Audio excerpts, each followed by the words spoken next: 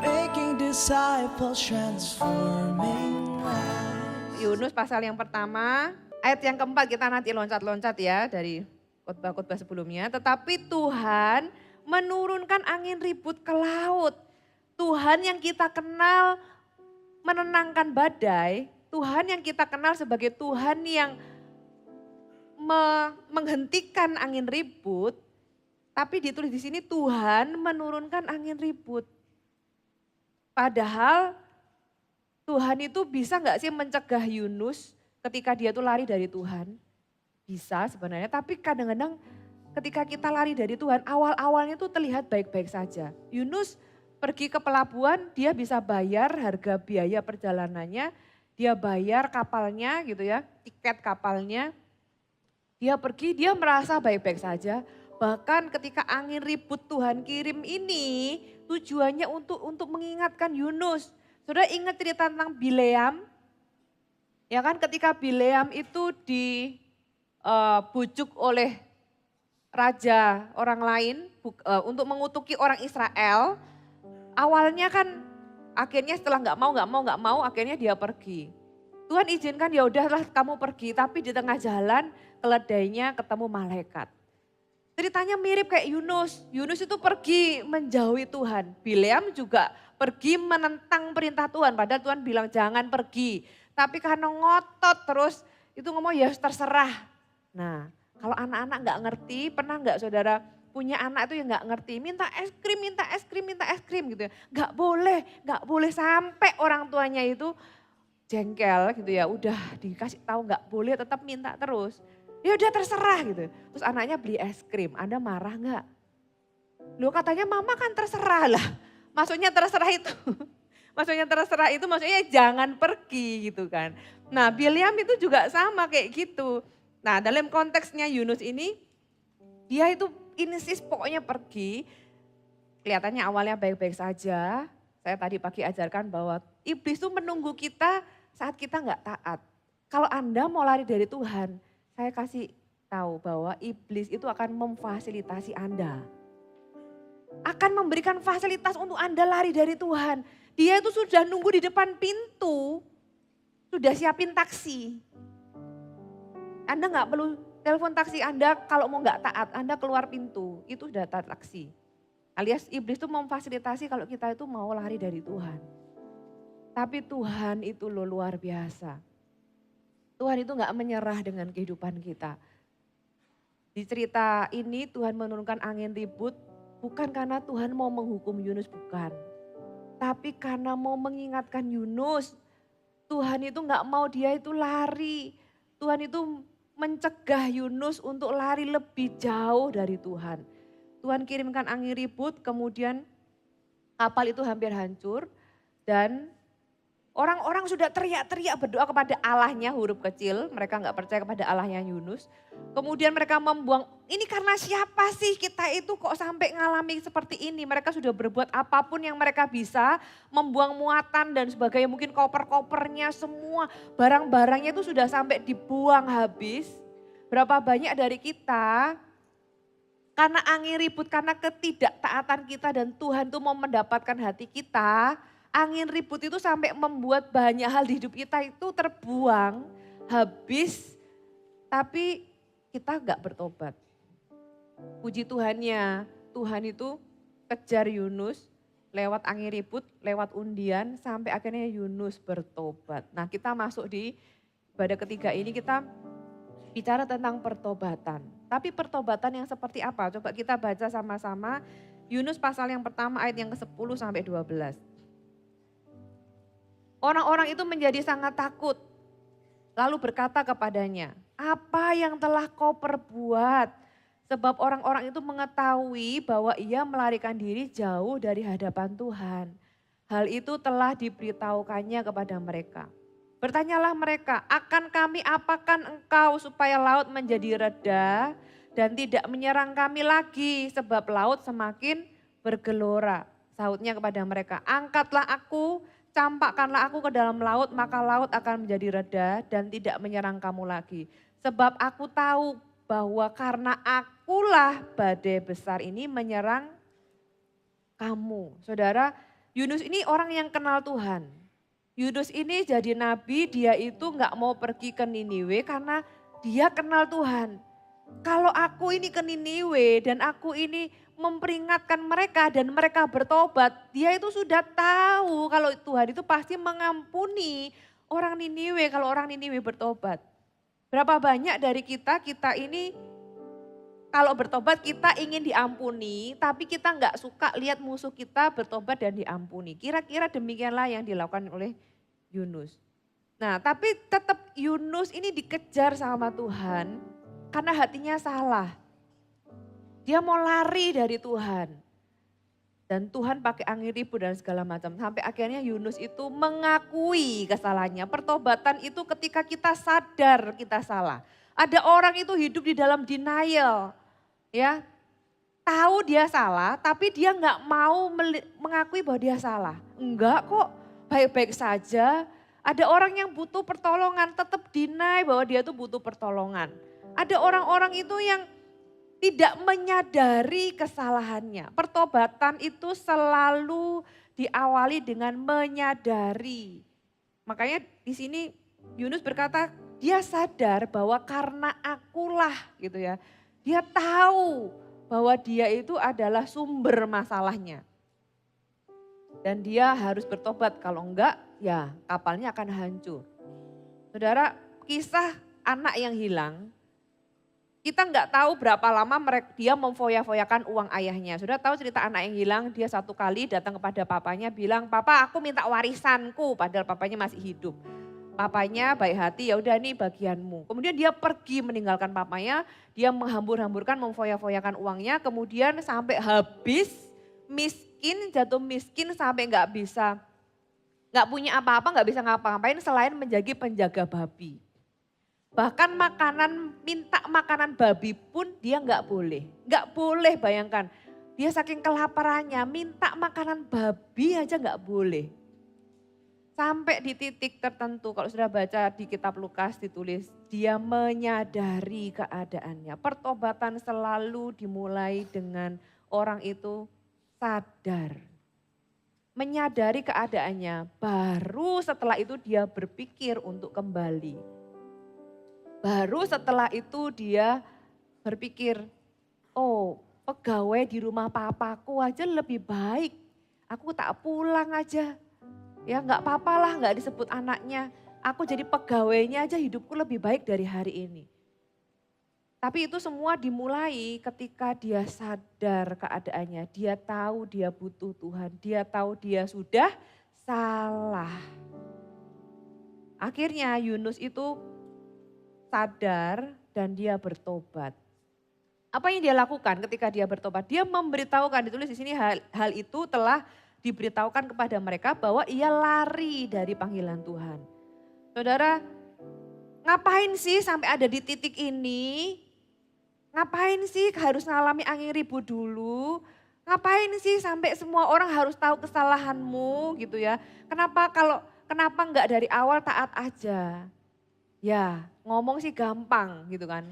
Tapi kadang-kadang kita sulit melakukannya. Itulah gunanya firman Tuhan untuk mengingatkan kita bahwa harga ketaatan itu selalu lebih murah daripada harga ketidaktaatan. Saudara, Yunus ini dia bertobat dan pertobatan itu ditunjukkan lewat tanggung jawab. Ya, bertobatan tuh nggak cuma lip service, saudara, nggak cuma confessin, nggak cuma sekedar omong, oh aku bertobat gitu, oh aku berhenti, enggak. Bertobat itu bertanggung jawab.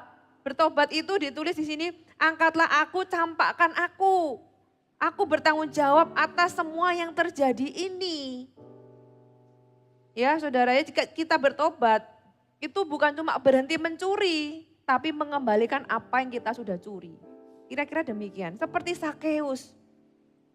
Pertobatan Sakeus itu terbukti lewat kata-katanya dan perbuatannya. Ketika Sakeus terima Yesus, dia berkata, Tuhan, setengah dari milikku akan kuberikan kepada orang miskin. Kenapa dia ngomong gitu? Karena dia sadar bahwa selama ini dia itu kikir. Dia sadar bahwa selama ini tuh dia gak pernah generous. Dia sadar bahwa selama ini dia itu pelit.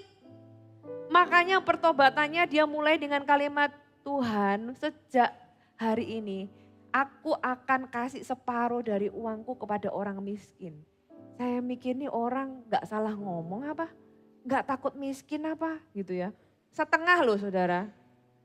Terus gak cuma itu, dia bilang kalau ada yang aku peras, kalau memang ada, wah pada waktu itu hampir semua pemungut cukai itu memeras.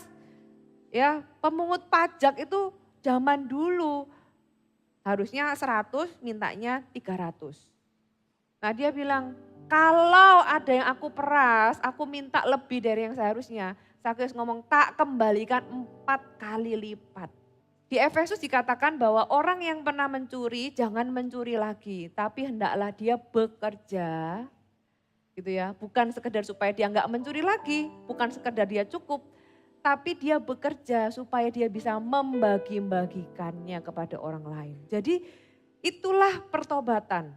Pertobatan itu dari minus jadi plus, bukan sekedar dari minus jadi nol. Nah yang dilakukan oleh Yunus adalah dia bertobat, tapi dia nggak cuma lip service, dia mau tanggung jawab.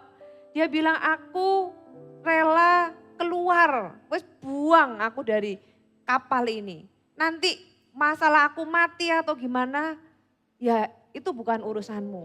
Gitu. Yang penting laut ini harus reda, kalian harus tidak binasa. Kapal ini nggak boleh hancur gara-gara aku.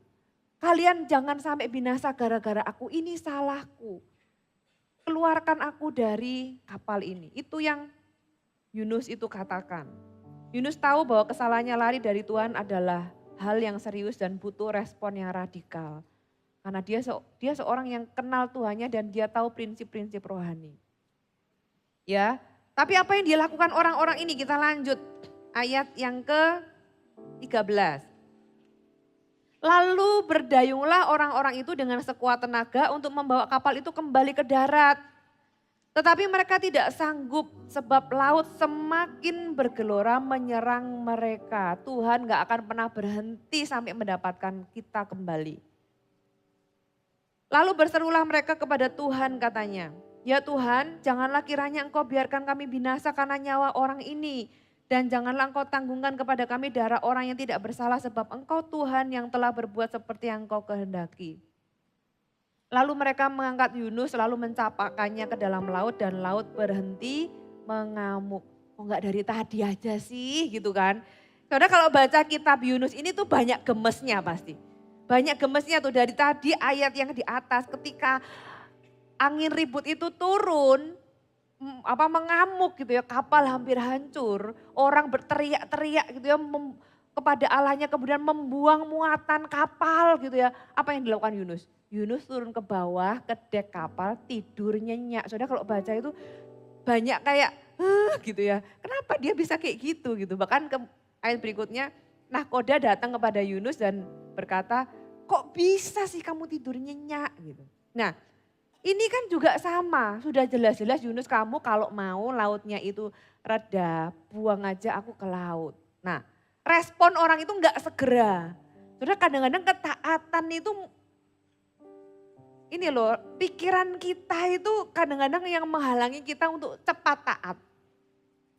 Pikiran kita itu punya argumen, kasihan loh nanti Yunus, gak apa-apa lah kita coba dulu dengan sekuat tenaga kita. Kasihan loh nanti terus gimana Yunus? Waduh gimana akhirnya dia berusaha dengan sekuat tenaga gitu ya. Pelajaran yang kedua adalah percuma melawan Tuhan. Ya kan kita mau melawan Tuhan dengan cara sekuat tenaga kita. Yang ada kitanya cuma yang capek. Kitanya yang buang-buang waktu. Kitanya yang lelah tanpa alasan yang baik. Percuma melawan Tuhan. Orang-orang awak kapal itu berusaha sekuat tenaga supaya Yunus tidak dibuang ke laut gitu ya. Berusaha sekuat tenaga dengan cara mereka. Sampai akhirnya mereka tahu percuma lawan Tuhan. Udahlah, kalau sama Tuhan itu menyerah aja. Kalau sama Tuhan itu berserah aja.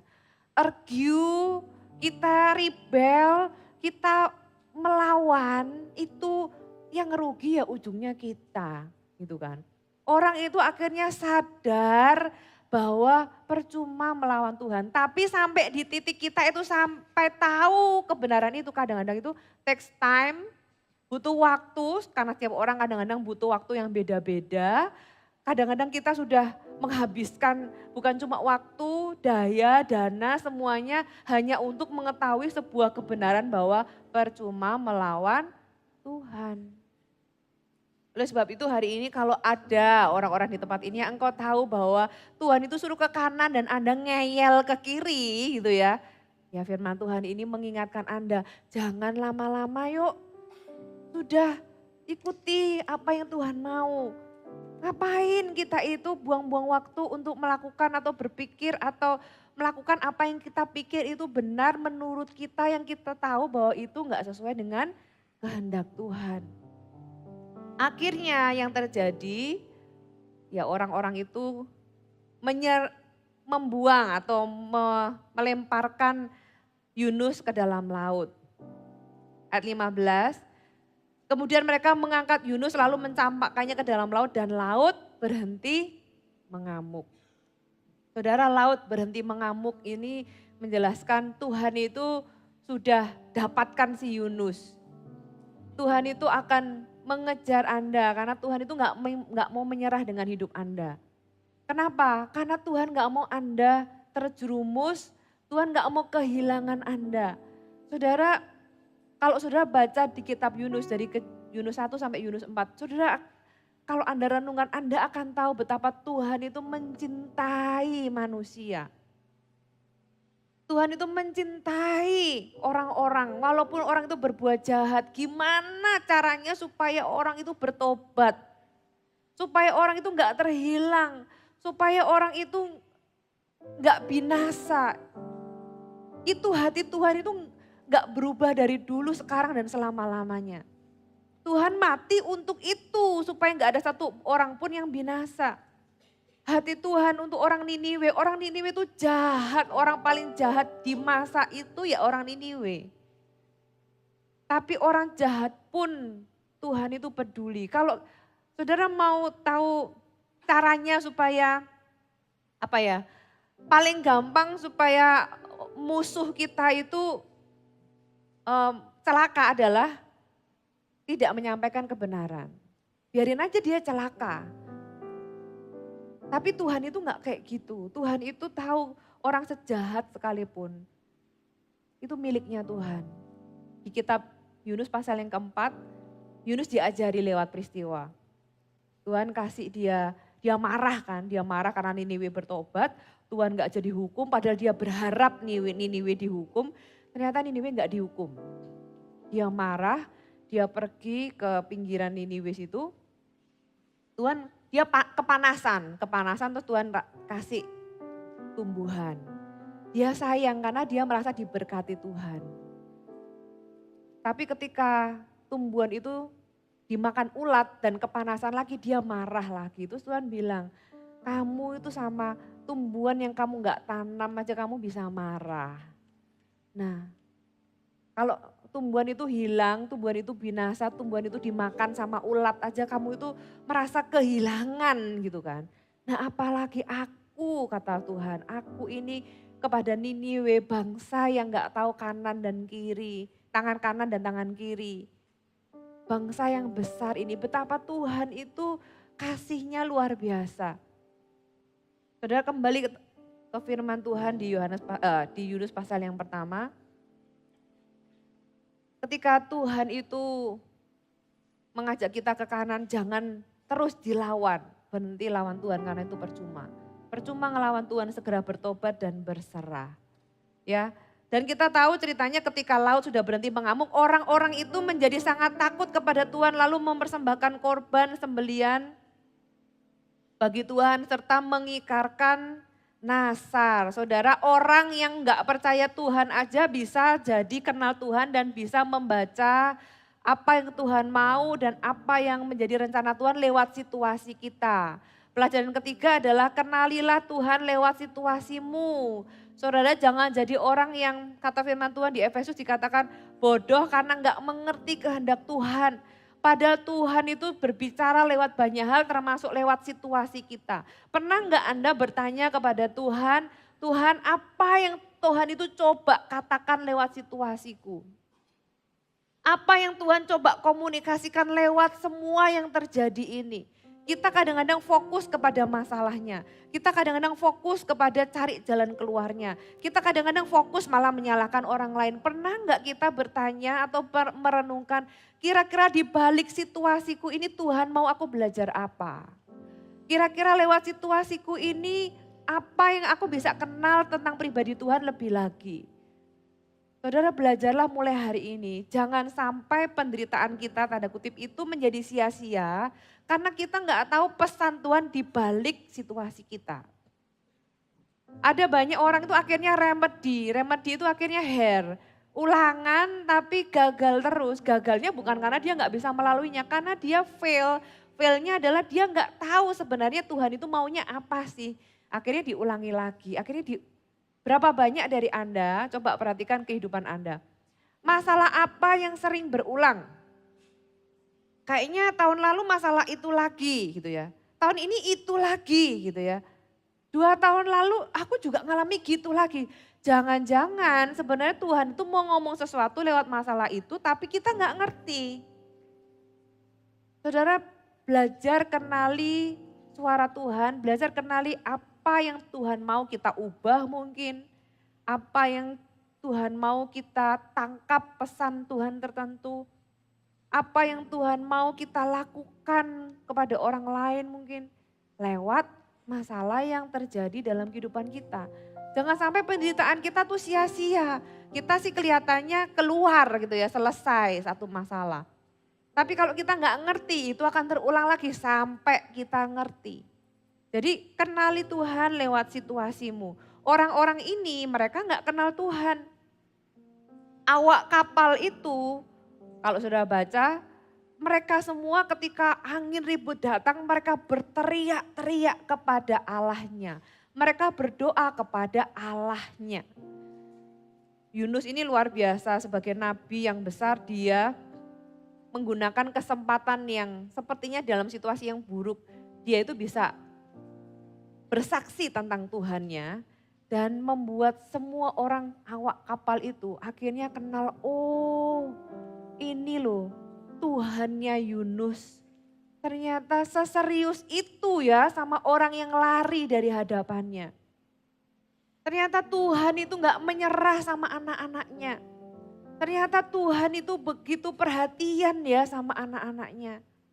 Saudara, orang-orang yang gak kenal Tuhan aja, mereka itu akhirnya bisa melihat dan belajar sesuatu.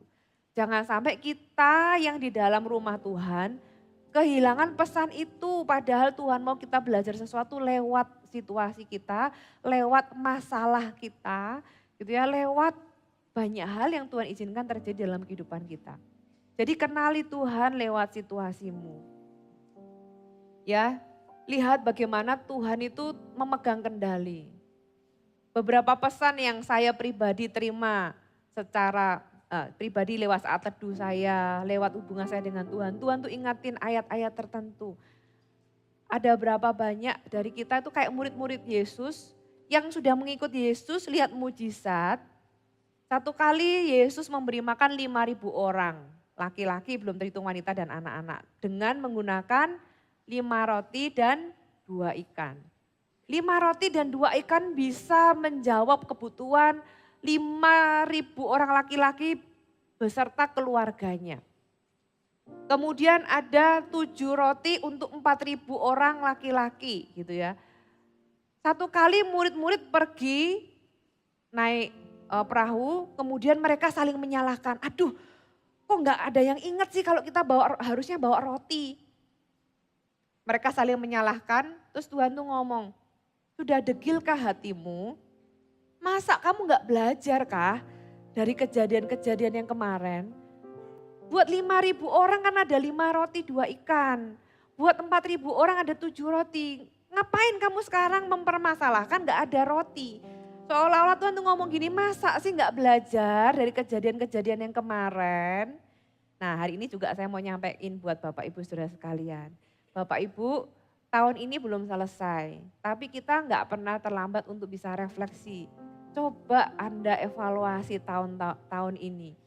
Pesan-pesan Tuhan apa yang Tuhan berikan lewat situasi Anda. Tuhan itu mau iman kita bertumbuh lewat kejadian-kejadian yang Tuhan izinkan dalam kehidupan kita. Coba ingat kalau dulu kamu pernah ditolong Tuhan. Coba ingat dulu kamu pernah kan nyari rumah gak ada pendapat akhirnya Tuhan kasih. Dulu pernah kan waktu anakmu sakit Tuhan tolong. Dulu pernah kan ingat kebaikan Tuhan. Itu yang membuat kita ketika kita ngalami sesuatu, iman kita is growing. Kalau dulu Tuhan tolong, aku percaya hari ini Tuhan itu tetap sama. Dan kalau hari ini aku ngalami sesuatu, Tuhan pasti tolong. Yang percaya katakan amin. Kenapa? Karena kita belajar dari kejadian-kejadian yang Tuhan itu sudah izinkan terjadi dalam kehidupan kita. Jadi pastikan gak ada satupun kejadian itu yang terbuang sia-sia. Seolah-olah kita hanya menjalani hidup, seolah-olah kita hanya menjalani hari demi hari. No. Tadi pagi saya ngomong Tuhan itu mau berkomunikasi lewat kita. Tuhan bisa ngomong lewat banyak hal. Lewat firman Tuhan, lewat khotbah, lewat orang lain, juga lewat situasi kita. Jadi tangkap pesan Tuhan, bertumbuhlah, dan saya percaya iman Anda akan semakin kuat, semakin besar ketika Anda menangkap pesan-pesan Tuhan dan mengenal Tuhan yang seperti apa yang Anda sembah. Awak kapal ini mengenal Tuhan yang Yunus sembah. Dia berkata bahwa Tuhanku ini Tuhan semesta alam, Tuhan lautan dan daratan. Awak kapal itu ketika angin ribut sudah reda, dia tahu beneran gak ada Tuhan itu yang bisa seperti ini. Mereka itu langsung mengerti yang Yunus ngomong itu benar-benar benar gitu ya. Jadi saudara, kalau orang lain aja bisa belajar, pesannya adalah hari ini kita juga harus bisa belajar. Menangkap pesan Tuhan, mengenal Tuhan lewat situasi kita. Amin.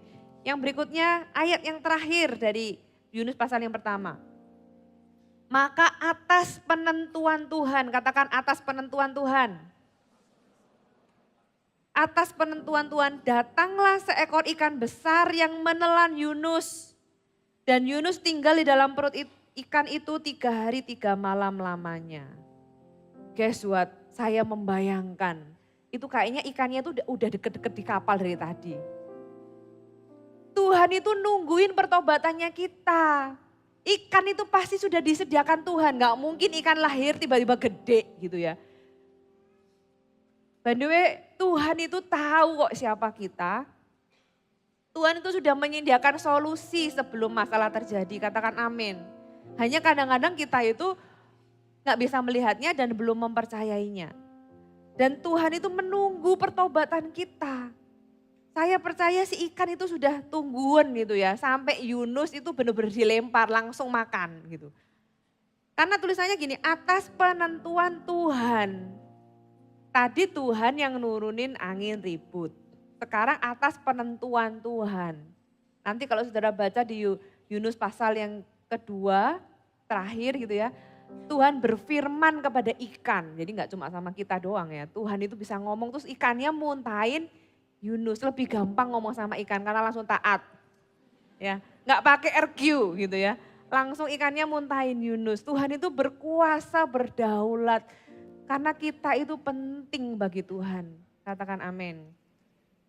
Ya, apa yang kita belajar di sini, Tuhan itu menunggu pertobatan kita.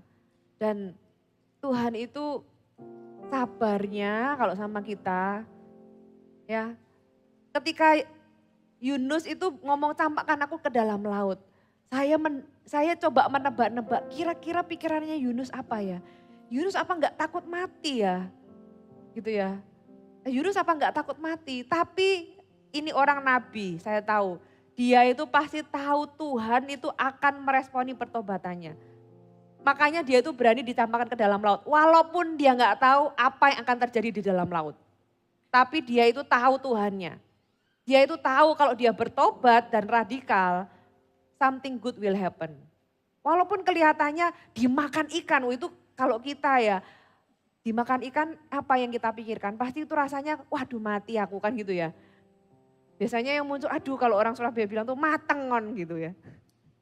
Jadi seolah-olah itu seperti penghukuman Tuhan, padahal enggak.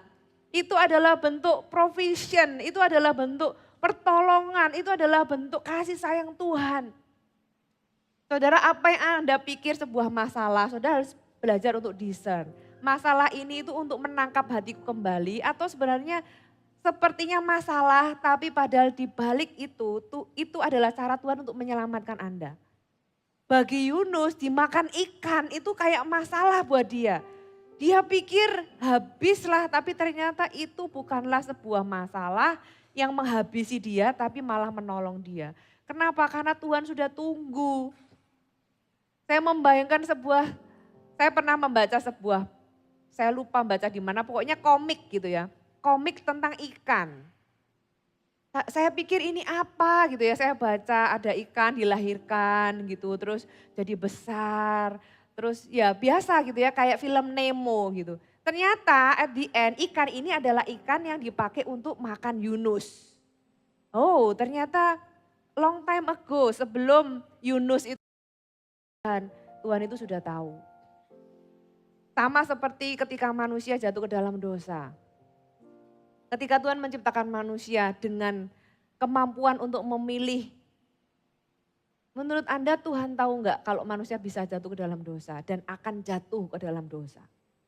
Tuhan itu tahu. Bahkan Tuhan itu sudah menyiapkan solusinya yaitu Yesus datang ke dunia dan mati di kayu salib. Itu bahkan ketika awal penciptaan.